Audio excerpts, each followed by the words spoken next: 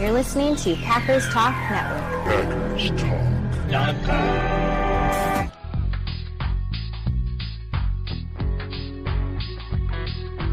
You're listening to No Huddle Radio on the Packers Talk Radio Network, your home for in-depth and thoughtful Packers analysis. I'm your host, Gil Martin. My co-host is my good friend, Sean Tehan.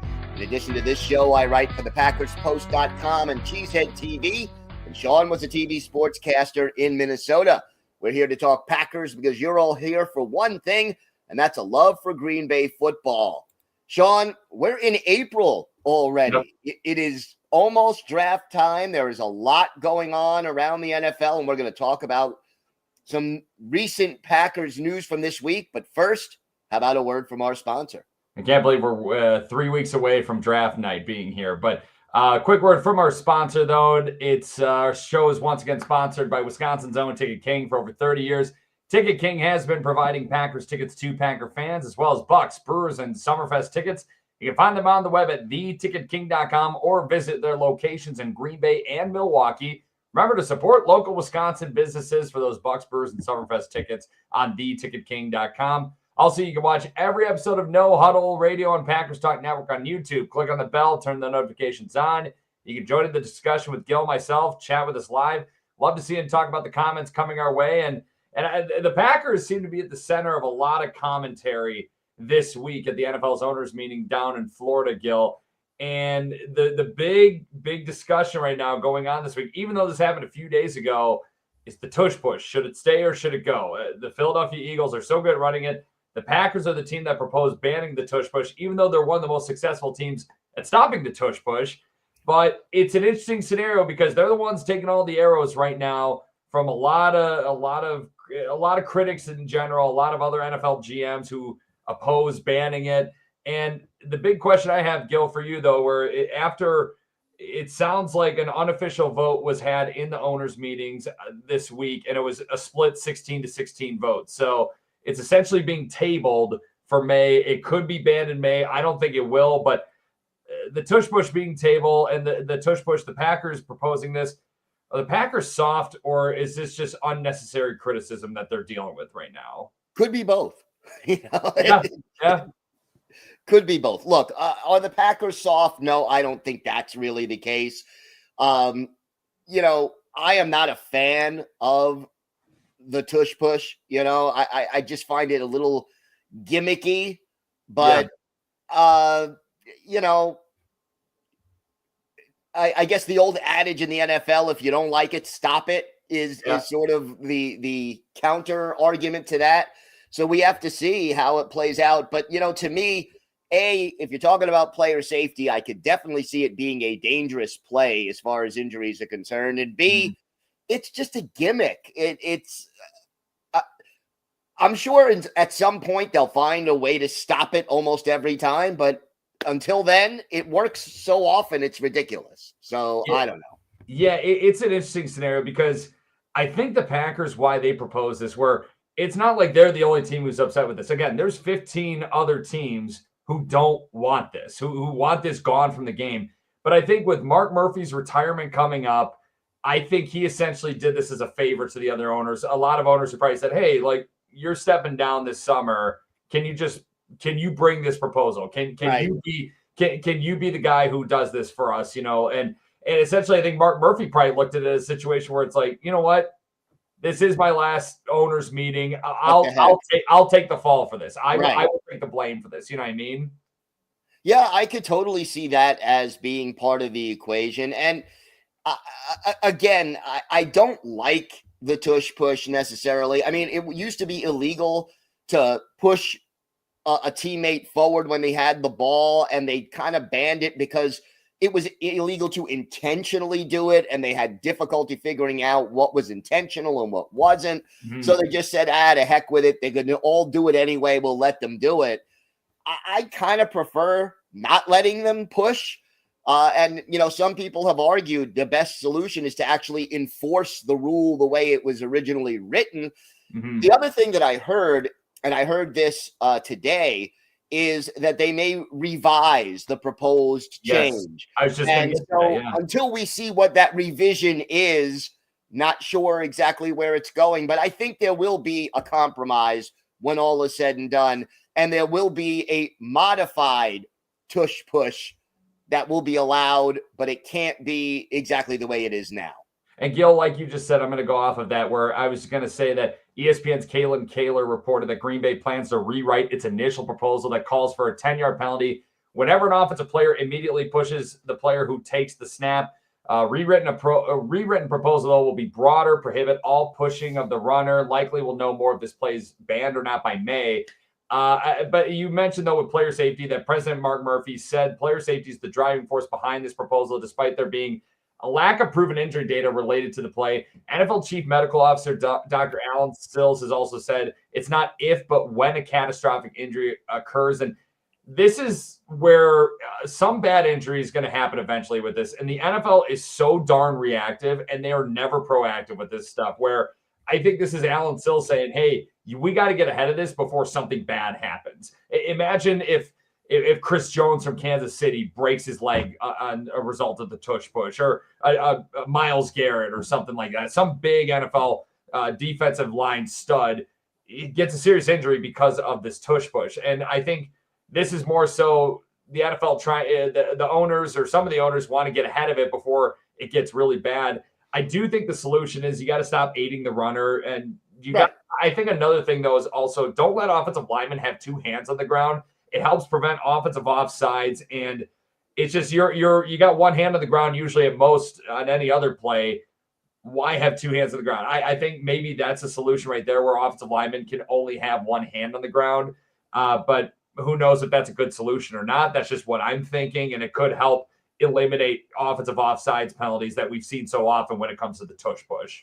It's an interesting proposal. I would love to ask, an offensive line coach and a defensive line coach maybe about their take on that proposal, because I think it might help. But, we'll see. We'll see what the Packers revise it to and how the other owners respond. I love that Bill Patsis is chiming in on the YouTube chat saying, stop the tush push. Draft Desmond Watson, the big guy out of Florida, 464 pounds. Heck yeah, man. Give him the ball. Why not? I don't know if he's got the stamina to be an NFL player, but darn, dude, man. Yeah, line that guy up a fullback, and that's your tush push right there. I'm cool with that. Hey, you don't even nobody needs to aid that guy when in the backfield. You know what I mean? Anybody push him? He's 464 pounds, man. I mean, he makes a lot of NFL players look small right now, but it's just a matter of can he handle the NFL level? That's the big question. Yeah. And what if you put him on defense against the tush push? Would that stop somebody from gaining that yard? I feel like as a D lineman, leverage is more important than anything. Can he get low? If he can get low, absolutely. But it's the leverage question is the big one for a D lineman. But I will say, though, if the tush push does get banned, or if it gets revised in a certain way where you can't aid the runner, I feel like from an entertainment value, the NFL doesn't really care for this play either. I really don't think and that's why they're tabling it, because I don't think they want to straight up deny this proposal. I think they really want to consider it, and they want to get this out of the game. I think they do. It's kind of, think about it, where the extra point was a chip shot, and people would literally, I'd go away, go to the bathroom, go get some snacks or whatever when an extra point was being kicked. Right. Now the extra points, it's a further away, and it's not as much of a gimme as it used to be. It's just a way of making the game a little more entertaining. Yeah, it is. And yeah, it is not an entertaining play. There's no question that it is not an entertaining play. Yeah. So, if they can find a better way to change it around, I'm all for it. I have never been a fan of it. And I will say, just to answer that question that was on our graphic on the screen, are the Packers soft? I don't think they are, because there are a lot of teams that are behind them, and there may be a lot more teams that get behind them to get this proposal eventually happening in the NFL in general, and pushing it forward. Yeah, exactly. Yeah, we'll see. We'll know more in May. Obviously, tabled for a later discussion. But something that wasn't tabled for a later discussion, we're talking about the entertainment value, is the touchback on kickoffs. It's moved from the 30 to the 35, and we heard about from Keyshawn Nixon last year, a two-time All-Pro kick returner. He was pretty much annoyed with being the kick returner last year. So the Packers go get Mecole Hardman in free agency. He's a good kick returner, punt returner historically in his career with the Chiefs and a little bit with the Jets back in 2023. But Essentially, injuries on kick returns are down after the new kickoff setup was installed in 2024. There's been no onside kick changes for now, but things could change later. Now, the touchback moving to the 35, the hope with that, obviously, Gil, is that fewer teams are just going to, fewer often just kick into the end zone. They actually want to defend this and hope. It's all about field position at that point. You wouldn't think 15 feet would make such a difference, but it is. And I feel like this is going to be a good thing for the Packers, especially with guys like Keyshawn Nixon and Mecole Hardman, who are pretty good kick returners in their careers. Yeah, I mean, they got too deep, and this is before the draft. I'm sure they'll draft somebody who returned kicks or punts in college. Oh, yeah. No doubt. They always do that every year. There's always at least one. But, yeah, I like this. I don't, again, you talk about, going to the bathroom or going to get something to eat. If there's a kickoff, especially in September and October when the weather is warm, you know the ball's going out of the end zone. Right. And the 30 just wasn't enough of a penalty against the kicking team. Now, is the 35 enough of a penalty? We may have to wait another year and find out. Maybe next year they're moving it to the 40, which may be a little too extreme. Yeah. But we'll see. I think this is a good change. I understand why they changed the kick return rules. I'm still sort of getting used to it. It's a little weird to me. But to me, a long kick return is still one of the more exciting plays. I mean, Desmond Howard, did the Packers win a Super Bowl without Desmond Howard's kick and punt returns? I go back to Steve Odom and Ken Ellis doing that in the 70s for the Packers. Walter Stanley in the 80s, so many great moments on kick and punt returns that break a game open or change the momentum of a game. So I want to see more returns. And if this helps, I'm all for it. I also want to check Randall Cobb opening night 2011. Yes. Yeah, that was electric. That was an amazing moment in his first career game in the NFL. Just an awesome moment when he returned that kickoff for 6 against the New Orleans Saints. But last year, though, teams returned kickoffs about 33% of the time in 2024.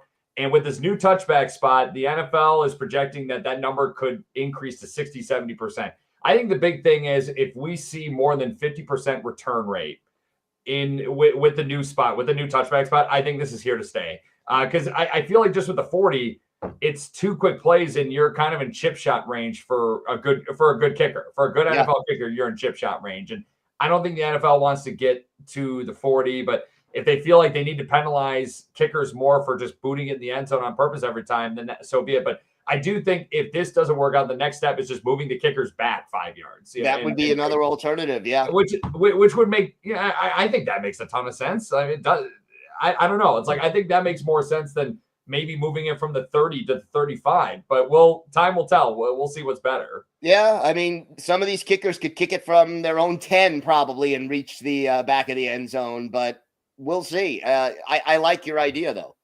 Thank you. I'm filled with them, Gil. I feel like that. I feel like I should be a consultant. I should get a consulting fee when it comes to the Green Bay Packers. But if Keyshawn Nixon, though, he did say he was after the season, he did say he was done returning kicks. Maybe his plan is to be an every down corner now, and who knows? But if he's returning kicks, I wouldn't mind seeing that moving forward because he is such a dynamic kick returner, and he's a 2-time All-Pro back there for a reason. And if this gets him more involved in games moving forward, I'm all for it. So me too.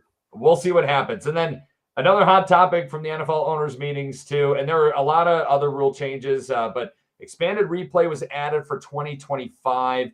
And it's interesting because penalties such as unnecessary roughness, face mask, running into the kicker, they can be subject to replay review, but they can only be reviewed if officials throw a flag on the play. So I think you're going to see a lot of flags being thrown, and they're hoping that assisted replay, that expanded replay, will help them essentially overturn it on the spot if there was no penalty. It's kind of similar to the NBA challenge system. If a coach believes a flag was not warranted, they could challenge it, potentially have the penalty overturned. Now, the big question, though, I have, Gil, with this is, will this help prevent a situation where a coach has to burn their challenges? I mean, I think of the 2024 season finale against Chicago where the officials called a Love to Musgrave pass completed. They used assisted replay to say it was incomplete. Then Matt LaFleur had to challenge because it was clearly a catch, and it was just kind of a mess of a situation by the officials. And I think you're going to see a lot of more of these snafus going forward, but maybe I could be wrong. Do you think this helps officiating issues or no? I hope it will. I mean, I have to see how it works in practice. My concern is you're slowing the game down more. Yes. That there'll be more delays, that a game that usually takes 3 hours will take 3.5. And then here's the other question, and maybe you know the answer to this. If they call holding on a play, can they then review for roughing the passer? I don't think holding can be. I don't think holding can be reviewed. So no, but for example, if there's another penalty called on the play, I don't think so. I think holding's not included. I think it's more so for the unnecessary roughness penalty. Tripping is one of them too, where that's like technically an unnecessary roughness penalty. Because holding, and I don't think pass interference falls under this either, because it's essentially, we saw the mess with pass interference being reviewable a few years ago. It just didn't work. Those are more judgment calls. I think there's a little more concrete evidence if a guy grabs a horse collar or if he grabs a right. No, but what I'm asking is this: if they call a different penalty on the play, can you then review for roughing the passer, even if they didn't call roughing the passer, they called holding or offside? So that's the caveat there. Where my understanding, the caveat there is that they have to call roughing the passer. If they call holding and a roughing, and the quarterback got blitzkrieged essentially during the play, a coach cannot challenge, say like, well, wait, my guy got roughed. It's like, no, because if they didn't call roughing the passer, then that can't be reviewed. So I feel like this is just going to create more issues where it's like, yeah, we have the technology, which is great, but technology, when you slow things down frame by frame, it's easy to really, really criticize if a mistake was made or not, because that's just the way it is. Yeah, it's like, remember, officials are human too. So I'm not, their job is hard. Sure about that? Yeah. You would think, I'm not sure. I'm really not, but they're human too. But stuff in real time is a lot faster than you seeing it in a replay. So this could be good to an extent, but there's still going to be some controversy. There will be. Always. And they'll make adjustments. I don't think they'll scrap it entirely. They'll make adjustments and tweak it and make it work over the course of a year or two. And the weird thing is the chain gang is going to change now. Yeah, and I was gonna touch on that too. Just other rule changes. The NFL, they're going to utilize the Hawkeye cameras to measure first downs in 2025. They're going to replace the on-field chain gang measurements on critical plays. And the NFL will reportedly use 6 8K cameras to track the ball's position on the field. Gil, I'm a fan of this. We have the technology. This is a situation where technology is very good to use this. I feel like the Buffalo Bills really got screwed quite a bit in the AFC Championship game this past year because it was poor spotting of the ball. And this is also estimated to save more than half the time in comparison to using a chain gang. And the chain gang will still be there. They'll presently be there during games, but it'll be used in a secondary capacity because, technology tends to fail sometimes. But that's an interesting thing, Gil, where I'm totally behind the technology for a first down, because I feel like the chain gang remember years ago, Gene Steratore pulling out an index card to see if the ball touched the chain. It's like, come on, man. Like we're way past that now, technology wise. Something cool about that, though. It's so memorable. Oh, it is. It was like, I remember it's like, is he pulling out an index card? Yeah. And then he pulls out an index card. Where did he get it? Like, who carries an index card, right? Now he's got a full-time broadcasting gig on CBS because of that moment. I feel like it's because of that moment, because they're like, oh, everyone knows who Gene Steratore is. But other rule changes, though, both teams will now receive a possession in overtime. Even if the first team who possessed the ball scores a touchdown, same as the current OT playoff rules. Overtime will remain as a 10-minute period during the regular season. The initial proposal was 15 minutes for overtime.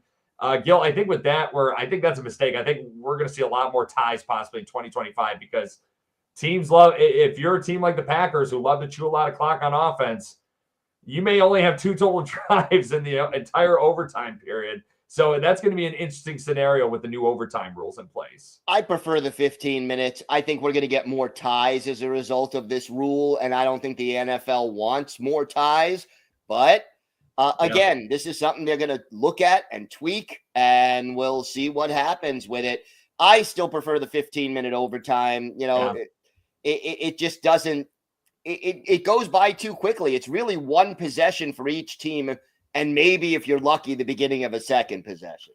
You got to get TV schedule, man. You got to get out. That's the way the NFL world operates. But I do want to mention also the NFC North rival Detroit Lions had a couple proposals. They had a proposal to eliminate automatic first downs and defensive holding and illegal contact penalties.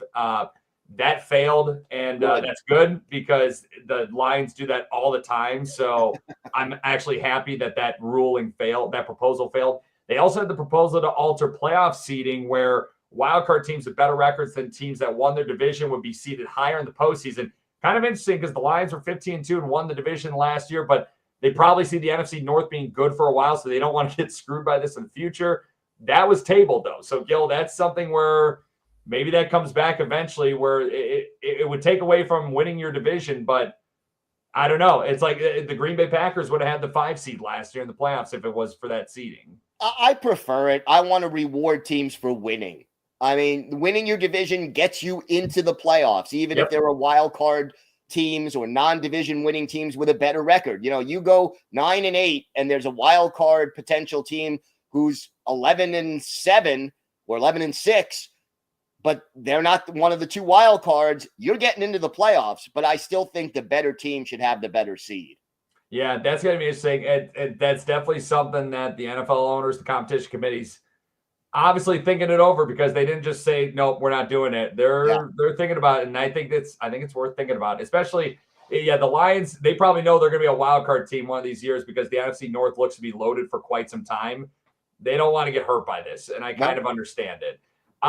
Moving forward, though, for past rule changes, we're moving on more so to the Packers specifically. Brian Gutekunst, the general manager for the Packers, spoke to reporters on Monday, said they're still trying to figure out the best solution for Jaire Alexander and the Packers, everyone involved.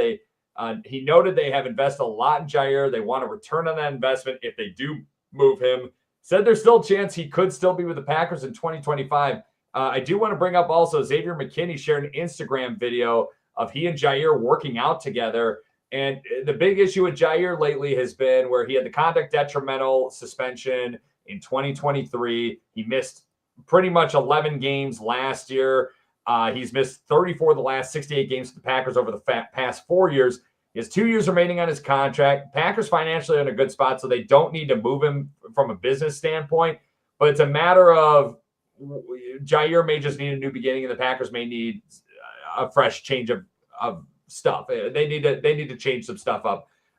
Gil, what are you given percentage-wise the chances that Jaire is still going to be a Packer in 2025? 20 to 25% as of right now in my mind. What about you? Man, you're right with me. I said 25%, and I think that's generous. I really do.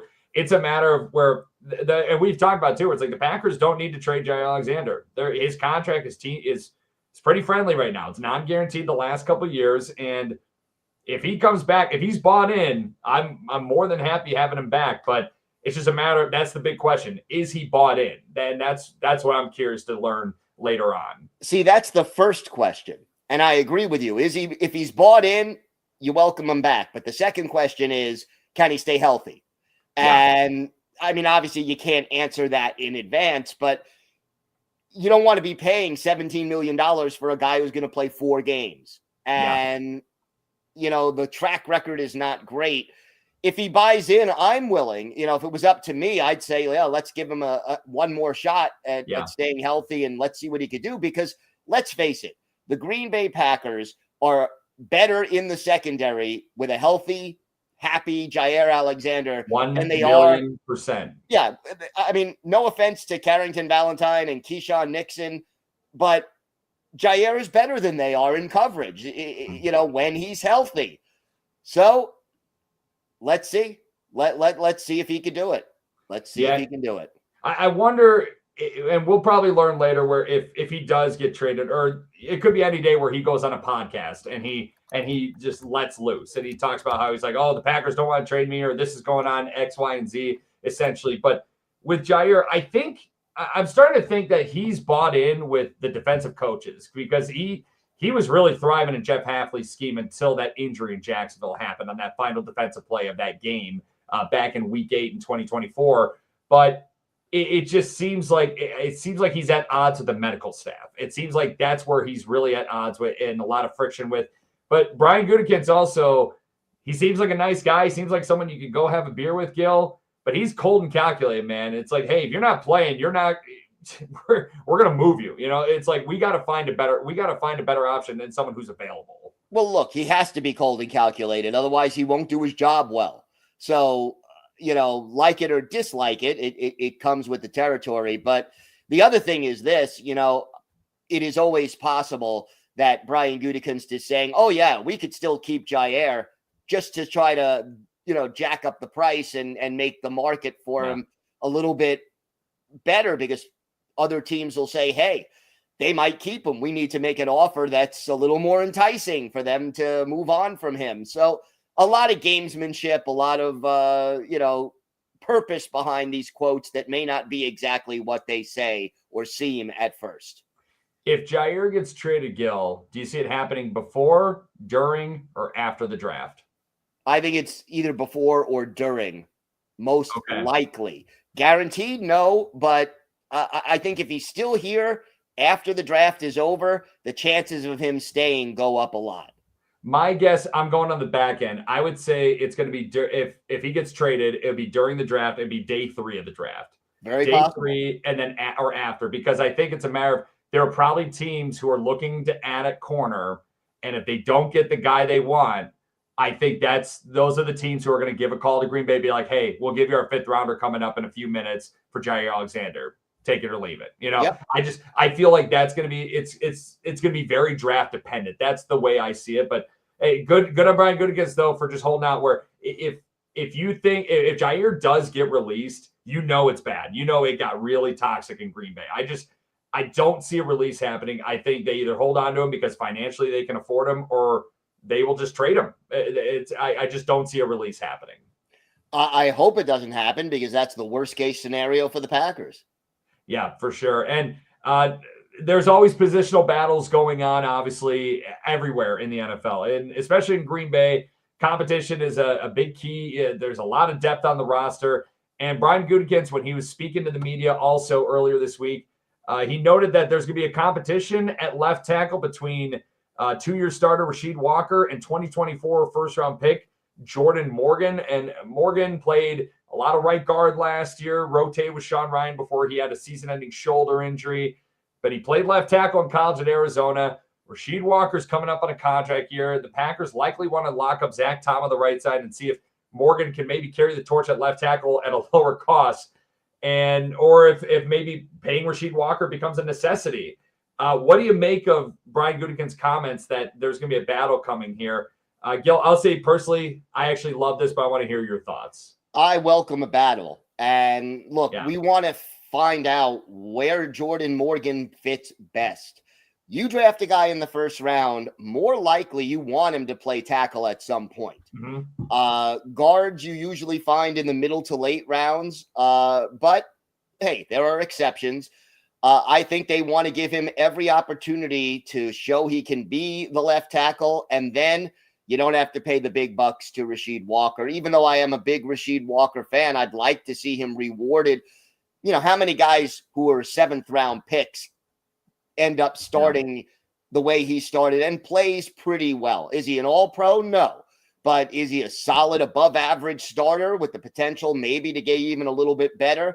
Yes, he is. Yeah. You could do a lot worse than Rasheed Walker as your left tackle. So we'll see what happens. But the big thing in my mind is Jordan Morgan, if you're the Packers, he's got to win either the left tackle or the right guard spot. Having him be your backup to all 5 positions or 4 of the 5 positions, that would be a big disappointment.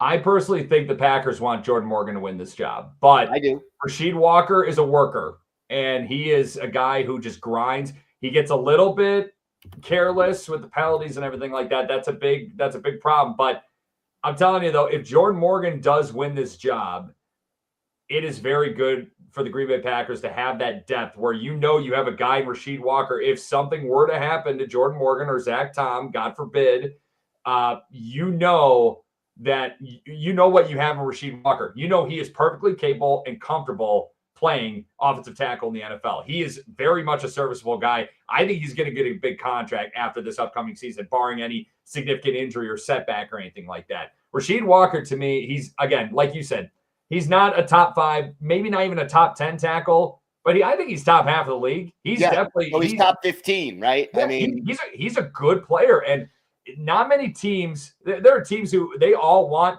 the primetime stud left tackle, and the Packers have a luxury of having possibly two really solid left tackles. So I think they're definitely rooting for the Jordan Morgan winning this competition, especially. But if Rasheed Walker blows him out of the water in training camp and preseason and everything like that, it makes the Packers' business decisions a little harder. Where it's like, oh crap, like we may have to pay this guy after all, and we may have to pay premium money to two tackles coming up on contract years. Look, you got 3 offensive linemen in contract years. You have Sean Ryan, you have Rasheed Walker, you have Zach Tom. In my mind, they are going to do everything they can. The priority is Zach Tom.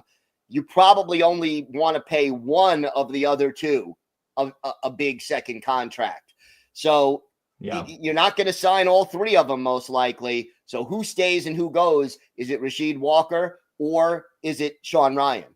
And Bill Patz is chiming in again on the chat where he advocates picking an offensive tackle early in the draft. Absolutely, Bill. Absolutely. You can't have enough of those guys. Like Ted Thompson used to say, the good Lord only made so many of those guys. You know, it's like, and he's absolutely right, because that is an absolute premium spot. You build your trenches, you make sure you have your quarterback, and you build your trenches after that, offensive and defensive side. And it's interesting because Brian Gutekunst, I feel like he's drafted a little more on the offensive line when it comes to interior guys in college, where, I mean, Elton Jenkins is very versatile, but Sean Ryan was a guard in college. Josh Myers, when he was drafted, was a center and a guard in college. Where Ted Thompson, I remember when he was drafted lineman, where Josh Sitton, even though he played guard in the NFL, he was a tackle. TJ Lang was a guard in the NFL. He was a tackle in college, where he essentially that flexibility to move along the offensive line is very much valued in Green Bay from the Ted Thompson regime to the Brian Gutekunst regime. So this is going to be very interesting. And I would not be upset if the Packers draft another offensive lineman in round 1 this year. I know a lot of people may be, because they're like, oh, we need a receiver. That's not the sexy pick, but it's like, you gotta go to the hardware store before you go to the toy store, Gil. And I think it's Daniel Jeremiah, who's a very good NFL follow for fans. I recommend following from a national landscape. That's what he says all the time, and he's absolutely right. No, I agree. An offensive lineman is very possible. I'm pretty sure Sean Ryan played tackle in college at UCLA. Did he play tackle? I believe he did. I'll have to double check, but I believe he did. Never mind. I'm totally wrong. That's hey, call the Department of Corrections on me, man. I was totally off. So my apologies there, Gil. And obviously we're within 3 weeks of NFL draft days, so it's a very exciting time. The draft talk is going to be heating up and everything like that. With that being said, Gil, what articles do you have cooking on Packers Post, Cheesehead TV? We're getting to the grind of the offseason. We're getting to the part 3 of the fun part of the offseason, essentially. Yeah. So over on the Packers Post, I talked about the left tackle battle and what it means for the future of all those offensive linemen who are involved. I also did an in-depth position by position preview of draft needs on offense and defense, long-term and short-term needs. So I kind of addressed that. And over on Cheesehead, talked a little bit about Quay Walker as he heads into his contract year. Is it worth giving him a second contract? And can his strong finish from last year carry over, or was it just a hot streak? Good stuff, Gil. I love it. And I do want to also mention real quick that I wanted to Brian Gutekunst confirmed that Elton Jenkins will be moving to center after the addition of Aaron Banks in March in free agency. He's going to be playing left guard. The intention is Elton Jenkins to play center. Gil, you ready for some trivia? Let's go for it. All right. Well, this week marked the final NFL owners meeting for Packers president and CEO Mark Murphy. After more than 17 years on the job, Murphy is set to retire in July 2025 at the retirement age of 70, deemed by the Packers. Ed Policy will take over his post this summer. Gil, true or false? Mark Murphy is the only person in NFL history to earn a Super Bowl ring as a player and as a team's chief executive. Wow. Okay, I'm going to say that's true only because George Halas played well before the Super Bowl. True. That is absolutely true. Your instincts were correct, my friend. I really appreciate that. He was a Super Bowl champion. Murphy was as a player in Washington in 1982, later on as the Packers president and CEO in 2010 for Super Bowl 45. A lot of individuals who were Super Bowl champs as players in the NFL who have later taken on significant NFL organizational roles following their playing career, but Murphy's the only one who could say he was a Super Bowl champ as a player and as a chief executive, not just an executive, a chief executive. So it's a very, very strict wording right there, Gil, that I was going with. So yeah, big time career for Mark Murphy, a wonderful career. Also, real quick, wanted to touch on the Packers 2025 coaching staff was officially finalized. We kind of mentioned it in earlier episodes, but notable changes include the hiring of DeMarcus Covington as the new D-line coach, run game coordinator from New England. Run game coordinator he took in place of Anthony Campanile, who's now the defensive coordinator for Jacksonville. Sean Duggan is promoted to linebacker coach. Luke Getz, he returns as a senior offensive assistant. And Sean Mannion is the new quarterback coach in place of the recently retired Tom Clemens. So, yeah, the coaching changes finally finalized. I was thinking about some trivia today from that. I was like, nah, we already talked about these guys. And but now it's officially official. So you can mark it down, Packer fans. All right. It's officially official, and that's a good thing. Yes, it is. Yes, so. It's always good. You got to get in writing. It's got to be in writing. Signed, sealed, and nice delivered. Little lesson for life. Get everything in writing, folks. Get everything in writing. There you go. Signed in blood. So... Blood brothers. There you go. All right, that's it for today. We'll be right back here next week. Follow us on Twitter @Packers. Stay up to date on all things Packers, or to ask us questions, or you can email us at gbpackerssean@gmail.com. Make sure you're subscribed to Packers Talk on iTunes, Google Play, Spotify, YouTube, or wherever you get your podcasts. Big thanks to PackersTalk.com for powering our show. Thank you for listening. Until next time, go Pack Go. Go Pack Go.